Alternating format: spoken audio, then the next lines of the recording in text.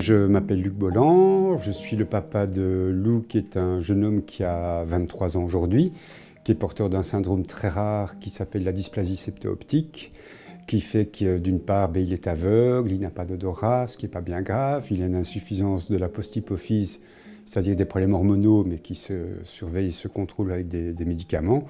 Et le plus étonnant, c'est l'absence de la cloison qui sépare les deux hémisphères du cerveau, auquel on nous a dit au moment du diagnostic, on ne sait pas à quoi ça sert, il sera peut-être débile profond, peut-être pas, on ne sait pas. Donc on est parti comme ça dans l'aventure, avec toute la difficulté que soit on était face à des compétences de gens liés à l'autisme ou au handicap mental, ou soit face à des gens compétents vis-à-vis de la cécité. Les uns comme les autres étaient désarmés devant le personnage. Donc on s'est retrouvés seuls, on s'est réellement retrouvés seuls avec un abandon quasi total de tous les professionnels, mis à part le suivi médical. Je dirais, le suivi médical a été très bien assuré.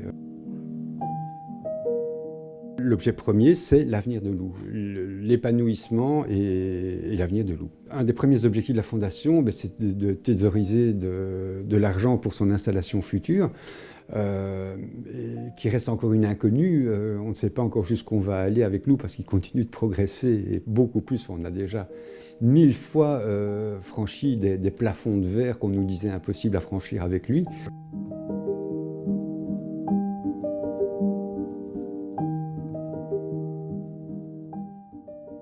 Quand il était petit, les professionnels disaient qu'il est destiné à un centre d'hébergement. Et même à ses 14-15 ans, quand je me battais pour qu'il aille en décrochage dans un cours d'anglais ou ce genre de choses, on me regardait avec des yeux de chien battu en disant « ce pauvre monsieur Bolland qui n'a toujours pas accepté le handicap de son enfant ». Aujourd'hui, Lou parle anglais mieux que moi et que nombre de gens. Donc c'est, voilà. Et donc de fil en aiguille, les objectifs de la Fondation ont évolué avec le temps. Effectivement, on pensait à une place dans un centre d'hébergement. Aujourd'hui, on s'oriente très clairement vers une maison communautaire où il aura sa place, d'autant qu'il a une relation amoureuse depuis 3 ans.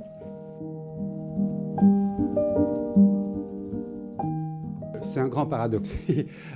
Donc oui, j'ai lancé la plateforme Annonce Handicap que je préside aujourd'hui depuis maintenant 14 ans. C'est pas du tout lié à la manière dont l'annonce nous a été faite. Nous, on a eu une annonce, je dirais, mais typiquement dans les règles de l'art, avec un médecin, un psychologue, une assistante sociale. Et qui plus est, quand l'annonce est tombée, Lou avait 4 mois, et au bout de 4 mois, on avait un petit peu compris ce qui se passait, même tout de suite, on a été alerté par le fait qu'il ne suivait pas du regard et tout. Et si j'ai lancé la plateforme Annonce Handicap, c'est parce que j'ai communiqué beaucoup sur Lou. Entre autres, via un documentaire que j'ai réalisé. Et à chaque diffusion en télévision, c'était 1200 courriels dans la boîte de réception. Donc c'était assez fou. Et c'était un panel de la société, pas uniquement des gens concernés par les handicaps, mais ceux qui étaient concernés par les handicaps ont fait part de l'extrême souffrance, de l'extrême sentiment d'abandon au moment du diagnostic. On a lancé cette association dans le but de faire prendre conscience aux professionnels qu'il ne suffit pas de poser une annonce, mais qu'il faut aussi mettre en place un accompagnement. Et puis surtout leur apprendre à annoncer. Cette association, elle forme et elle continue à former les professionnels à l'annonce, et pas uniquement les médecins, mais tous les professionnels en lien avec le handicap, parce que c'est souvent eux qui vont ramasser les pots cassés. Les médecins n'ont absolument pas conscience des schémas de protection, des mécanismes de défense intellectuelle que sont par exemple la sidération ou l'incandescence. Et la sidération, c'est les plombs d'une maison qui sautent. Et sans plomb, plus de chauffage, plus d'électricité, plus d'internet, plus rien. Et donc c'est le cerveau qui déconnecte, et donc la personne n'entend plus la suite du diagnostic. Si la personne dit « votre enfant est aveugle », boum, sidération, et toutes les explications derrière ne seront pas entendues. L'autre schéma aussi, c'est l'incandescence. Et l'incandescence, au contraire, c'est l'emballement du cerveau. C'est soudain, mais pourquoi moi, c'est pas juste, il faut que je change le cours de l'histoire, je veux revenir en arrière, je veux ceci, je veux cela, il faut que je prévienne mon conjoint, il faut ceci, il faut cela. Et pendant tout ce temps-là, de nouveau, il n'y a plus aucune écoute sur l'annonce du diagnostic. Il a été énorme, ça a été un tsunami, c'est clair. D'abord, moi, je ne le péronne pas sur tous les toits, mais bon, c'est la vie. J'ai fait 2 dépressions. Une première quand Lou avait 1 an, parce que je n'ai pas eu le temps de d'atterrir, parce que j'étais fort occupé professionnellement, donc c'est quand j'ai atterri 1 an après sa naissance que j'ai eu l'effet retour. Et une deuxième fois, quand Lou avait 4-5 ans, parce qu'un bébé est un bébé, ça ne se voit pas, mais à 4-5 ans, quand Lou faisait ses flappings, ses mouvements, etc., et que les regards dans la rue ou ailleurs étaient appuyés, ça m'est devenu un petit peu insupportable. Et donc j'ai craqué une deuxième fois, et puis voilà, puis je me suis fait suivre et je m'en suis sorti. Mais c'est une folie. Pour tout parent, enfin oui, on devient l'éducateur, le copain, le soignant, tout, on devient tout, le professeur, on devient tout pour son enfant, avec l'effet collatéral vis-à-vis de la fratrie. Et là, de nouveau, la maman de Lou a eu une intelligence émotionnelle colossale de tout de suite dire attention aux sœurs. Et on a convenu avec elles, on leur a dit une chose très simple, on leur a dit Lou va prendre beaucoup de place. Alors on a 2 choix, soit on le met dans une poubelle, ah quoi ou soit on doit tout faire pour l'aider. Et elle dit, il faut l'aider, il faut l'aider. Oui, mais on aura beaucoup moins de temps pour vous, mais par contre on vous promet de vous consacrer tous les jours au minimum 15 minutes rien qu'à vous. En disant, c'est pas la quantité qui compte, mais la qualité. Et elles s'en sont contentées très très bien. Je pense que Lou a 2 sœurs qui sont très équilibrées et tout, qu'on a essayé surtout justement de ne pas culpabiliser sur l'avenir. C'est aussi une des raisons de la Fondation. Même si elles sont aujourd'hui administratrices de la Fondation avec nous, et que je pense qu'elles n'abandonneront jamais leur petit frère, enfin leur grand frère maintenant. Mais on a aussi essayé surtout de les déculpabiliser. Mais sinon, la vie, elle est furieuse. Elle est furieuse en tant que parent d'enfants handicapés, parce que je vous dis, vous avez toutes les fonctions, tous les postes. À ça se rajoute le manque de répit. Ça, c'est aussi terrible. Il a fallu que Lou ait 11 ans pour qu'il aille à famille seule. Ça nous laissait une journée de répit une fois par mois ou tous les 2 mois. Il a fallu 8-9 ans avant que mes frères et sœurs comprennent qu'on avait peut-être besoin de répit aussi. Donc ça veut dire qu'on était 24/7 avec Lou, tout le temps. Donc plus de vie de couple, plus de vie privée. Enfin oui, si, dans la chambre le soir, mais en dehors de ça, c'est fini l'accès à la culture, fini les sorties, fini un tas de choses. Et puis progressivement, on a des proches qui sont dit allez, déposer le nous un week-end, etc. Mais ça s'est toujours résumé à 4-5 week-ends par an, où on vit sans Lou. Avec le temps maintenant, la tendance se replace de nouveau avec de moins en moins de possibilités de répit, parce que mes parents sont plus là, parce que mes beaux-parents sont âgés, parce que les sœurs de Lou ont une vie chargée aussi, parce que les amis ont une vie chargée, parce que ceci, parce que cela, et puis ce foutu Covid et le reste. Donc on se retrouve de nouveau à peu près totalement 24/7 avec Lou maintenant. On a une organisation militaire au sein de notre couple, chacun en fonction de nos compétences. La maman de Lou, c'est la grande intendante. Elle est incroyable, elle pense à tout, elle prévoit tout, il ne manque jamais de rien, et ce genre de choses. Donc elle est surtout, je dirais, s'occupe surtout, je dirais, d'un côté intendance, et puis aussi, par exemple, elle fait quelques activités avec lui, elle va le faire courir parce qu'il faut qu'il se dépense de temps à autre.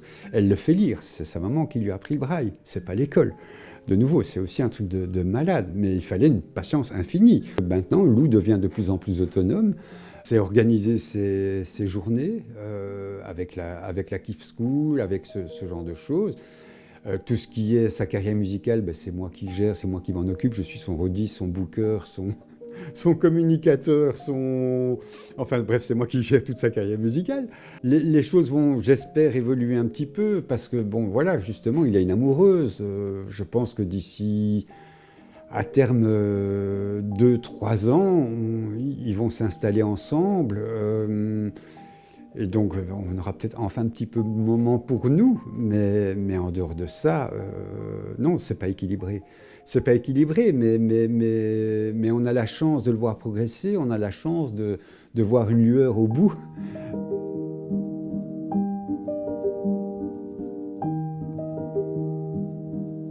À la fois de voir une lueur au bout, de se dire on va quand même arriver à un résultat qui lui permettra une autonomie à minima, mais à côté de ça, de nouveau, l'aventure, elle est belle. Sa scolarité était une catastrophe, mais vraiment une catastrophe. Il a vraiment été mis sur une voie de garage avec certains enseignants qui étaient malveillants vis-à-vis de lui. Et donc on se retrouvait dans une situation un peu impossible. On rêvait de pouvoir le déscolariser et de faire une école adaptée rien que pour lui, mais aussi longtemps que la scolarité était obligatoire, c'était impossible. Et donc on a attendu ses 18 ans, et à ses 18 ans, on l'a déscolarisé et on a lancé une école à la maison.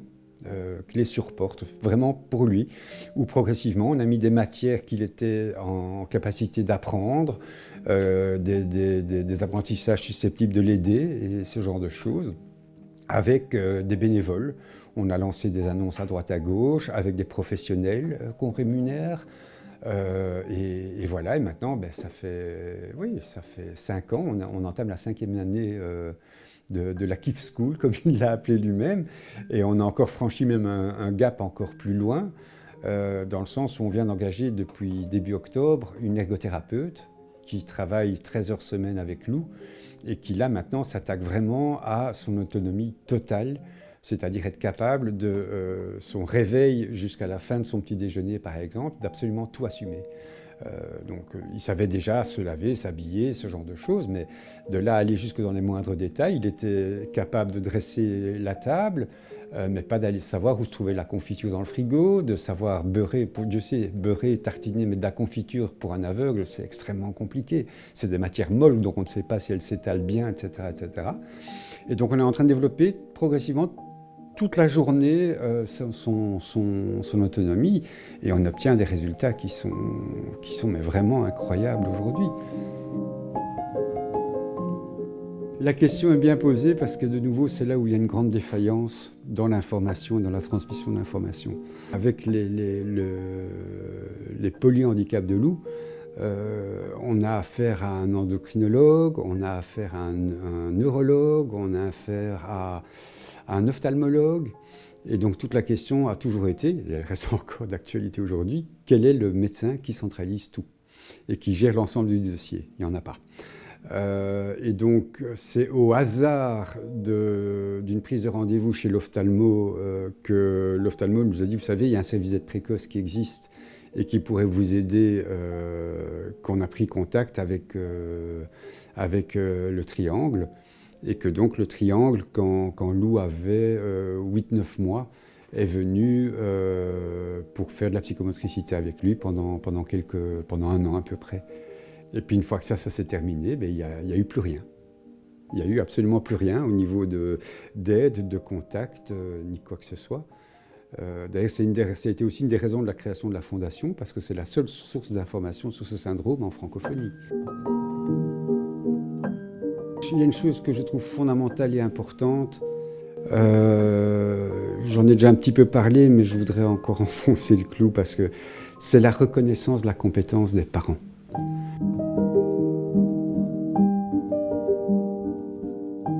Je trouve ça effrayant et on l'a vécu et je connais tellement de parents qui le vivent au quotidien. Soudain, à partir du moment où il y a une étiquette handicap sur le front d'un enfant, les parents sont dépossédés et sont jugés comme étant incompétents par rapport à l'analyse qu'ils ont de leur enfant. Et c'est redoutable. C'est redoutable parce que, c'est totalement contre-productif.